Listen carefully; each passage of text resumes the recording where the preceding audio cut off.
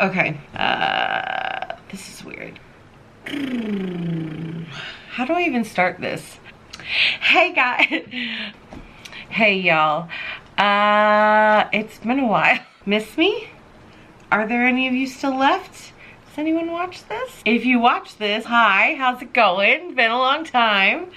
So, as you can see from the title, probably, this is just a little life update video. Okay, so the last time you saw me was 4 years ago, which was about not the last time you saw me, but the last time I did a life update was about 4 years ago, which was 6 months after I'd moved to LA. I was living in a 2-bedroom apartment. I was actually right off of Normandy and 94th. Anyone who knows LA, oh, I have something in my hair. Anyway, anyone who knows LA will know that that is, you know, not the most picturesque part of town, but definitely one of the cheapest. It was like infested with cockroaches, and I didn't know that when I moved in. I kept a lot of my clothes and all kinds of stuff. I just kept it stored in the trunk of my car because I didn't even want to bring it in that apartment. So after about 6 months, I moved out of that place into a really cute little studio in Koreatown. That apartment was so cute. It was basically the size of a living room, and then it had a little kitchen and a little bathroom, and it was a great deal. It was a really, really good price, and I should have known better, because guess what, you guys? This one wasn't infested with roaches. Infested isn't even the right word. I think at this point I was living in the bed bugs space. It was infested with bed bugs. I didn't know that when I moved in, obviously. I can't tell you. It's been over 3 years since I lived in that apartment, and I still have PTSD about bed bugs. If my leg itches in the middle of the night, I still have to wake up and turn on my like flashlight on my phone and check the bed because I am so traumatized. It was the worst thing. I wouldn't wish it on my worst enemy. It was the worst thing ever. There's like no way to get rid of them. I would steam every day. I would clean. I did everything. I did every bug bombing thing. I did everything. Of course, I like reported it to the super and all of that, but nothing. They would maybe go away for a week or two at a time, and then they'd be back. It was a nightmare, especially because I really liked that apartment. You know what was worse than the bed bugs? And I mean this in all sincerity, and anyone who lives in LA will agree with me. The parking. Never live in Los Angeles in an apartment that doesn't have a dedicated parking space. There were nights where I drove around for hours in the wee hours of the morning. I'm telling you, I would come home at 10 or 11 and I would drive around until 2, 3 in the morning looking for a parking space, even like a meter, anything. There were nights where I pulled over into a fire lane and just cried, like sobbed. I prayed to Jesus, please God, please let me find a parking space, please. I just want to go home. I just want to hold my dog.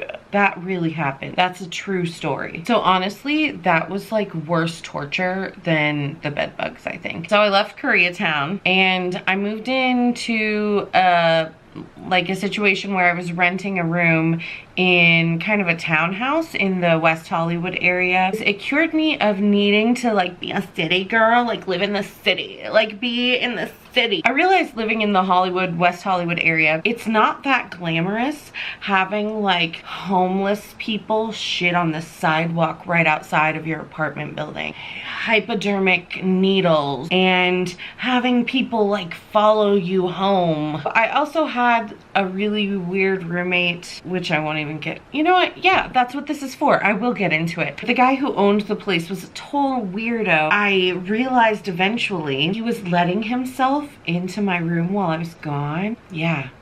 That horrified me. Yeah, it was really weird. He had said something and I said, how did you know that? And he was like, oh, I was in your room. And I said, how did you see it in my room? I always lock my door.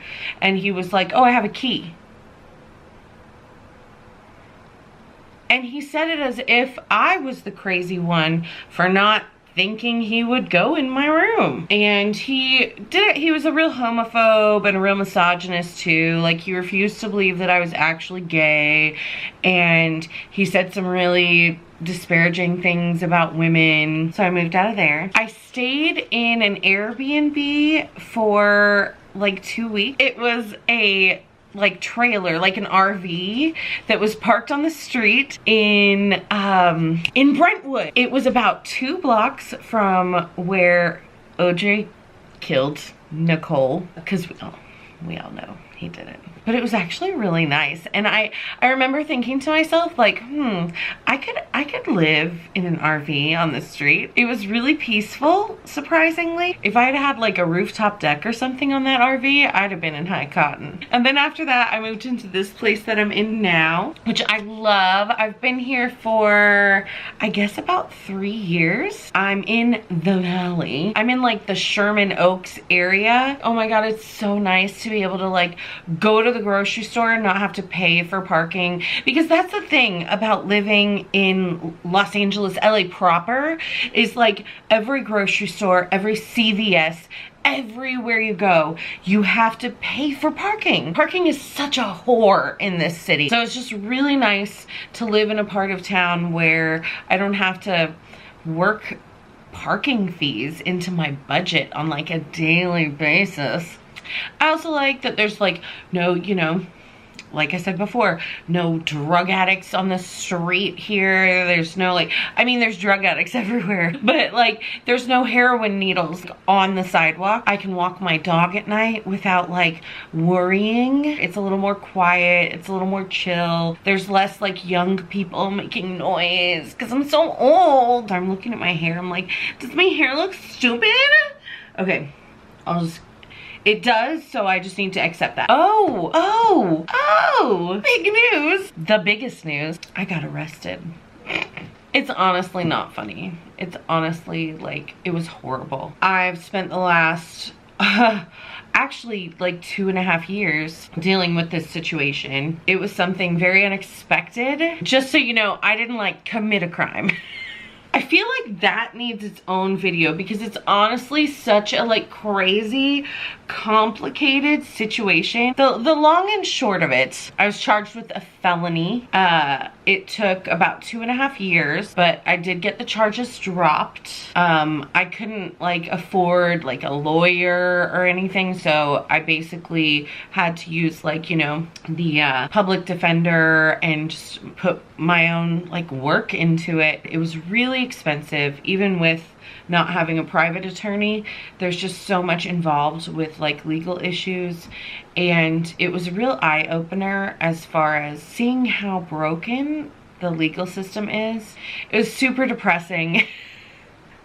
I laugh now because I'm through it, but it was just a super just depressing, difficult, confusing, fucking horrible thing to go through, especially because I'm like one of those people that I'm like a rule follower. Like, I'm always like doing the right thing, and so to have something so crazy happen and to know that I didn't do anything. Anyway, if you want to see a video explaining that whole thing, then I guess I can explain it if anyone cares. But let me know down below in the comments. But I'm through it now. I guess the other big news, so to speak, is that I lost like a shitload of weight this year. My chair keeps squeaking. God damn it. It's gonna squeak this whole video. Fucking fuck. About 75 pounds, probably January or February of this year. I started having some health problems. The insurance company was just dicking around and I couldn't get the care I needed. I spent about 3 months not being able to like chew anything. Your girl likes to eat. So that was really tough. Hot and cold didn't bother me. It wasn't temperature, so I had a lot of soup. I had a lot of like milkshakes, but if I chewed anything, even the softest thing, anything, I would have such like horrible pain. And actually my jaw was like hugely swollen for probably almost 3 months, this whole area was like chipmunk swollen. While I was that sick, I didn't even think about the fact that I was probably losing weight. I was also like super depressed too, because like if you're in pain constantly and like nothing in your life is going right, then like you're probably gonna be a little depressed. And I was basically just wearing like baggy t-shirts and sweatpants, like the same ones, all the time, every day for months and months and months. I had like very few things that I would rotate in and out, but it was all just like baggy and sweatpantsy and very like bleh. Like I hadn't worn a pair of jeans in months. And so I went to put on this pair of jeans just because I was like, oh, I'm not gonna wear sweatpants for the first time in 3 months. And they were huge on me. So I got on the scale and realized I'd lost about 30 pounds. And it kind of just sparked something in my brain, because while I was sick, it was so hard for me to get like real nutrition. Even just drinking protein shakes and stuff, like there's only so much you can do. And towards the end of that, I remember just wanting to eat like a fucking salad. Someone was like, what's the first meal? Are you gonna eat like a bacon cheeseburger? And I was like, I want a Caesar salad. Which like, what bitch? Huh? You this girl? But I did. I was craving like fucking lettuce. I wanted that watery lettuce in my mouth, and I can crunch it. Ugh. But yeah, losing all of that weight, back to that, it made me feel good to like put on those jeans and have them be loose. I said they were huge, but they weren't like huge. They were loose on me though. I just kind of like wanted to continue that feeling. So I started going to the gym. I started paying more attention to what I ate as I was able to eat more and more. From this time last year, basically, I'm about 75 pounds down. It was my birthday and then Halloween, and now it's the holidays. I have like gone up a few pounds and down a few pounds, but I really try not to like beat myself up over that, because I know that in the long run, the weight's going down. I try not to get on the scale too much, because I don't want to focus on like the number in front of me. I want to focus on like living a healthy, happy life. And just to be clear, like my health issues are, you know, like all under control now. But you know, I just have to say, like going through all this with the legal troubles and with my health issues and with various personal struggles that I'm not gonna like air on the internet, it has really taught me so much about myself. My mom always taught me to see the silver lining in anything. Challenges are like an opportunity for you to grow, for you to find out something about yourself, for you to learn who you are. And I feel like in the last couple of years, I have really learned a lot about myself. I've really grown to love myself again. I think especially with like losing weight, because I was in a place with my weight where, you know, I was kind of feeling hopeless. Like I thought I would never be a healthy person. Like I just thought there was kind of no chance for me. Man, that's rough. Sorry, saying it out loud is like sad, but but it's true. I had kind of like given up, and I kind of had gotten to a point where I thought like that I was just never gonna be, that I was never gonna feel good in my skin, because it's not about being like sexy or fitting into some like mold. It's not about that, but it was just about feeling good in my skin. I thought that was a hopeless cause. I kind of wish that I had had the body confidence that I have now then, because I think if I had, I would have treated myself better. I would have been more active. I would have gotten out in the world more, you know, just taking care of myself better. I definitely think my girlfriend has noticed, even though she noticed like, you know, like my body being different and me dressing different and me feeling better. I think the thing she noticed the most was my confidence. I think that's something I was guilty of when I was like bigger, was that even though I said like, oh, I'm the reality was that I was ashamed of my body, and so I held back a lot with like the person I love. I'm really happy I got past that, and I think she really appreciates it too. Right now is December 2018, and in March of 2019 it'll actually be 5 years since I moved to Los Angeles. I went through a period where I definitely was like, I'm gonna go back home. I feel like I've gotten through so many trials and tribulations that I haven't been able to focus on the one thing I moved here for, which is like being an actor. Aren't we all? I really want to focus harder on that aspect of my life because I do feel like my creative juices, but I feel like my creativity hasn't been flowing. So yeah, that's basically the story of the last 4 years. If you want to see any other videos, leave a comment, or if you want to see me, if you want to see a video of me like talk about like all the details of like getting arrested and being charged with a felony, then leave a comment down below. Or like whatever you want to see me do, like whatever. I need to do some stuff. So, you know, give a sister some ideas. Okay, this video is gonna be hella long, so I'm just gonna go. Thank you so much. If you're still watching this, you must really love me, and I really love you. I'll talk to you next time. Bye. Oh, Liza update. Let me give you a Liza update. I almost forgot to update you on my baby boo, Liza. She did have a bunch of teeth pulled, but that's kind of a Chihuahua thing. But she's really healthy and good, and she's the most wonderful thing in the world, and I love her more than anything. So yeah, that's her update. Bye, we love you. Bye.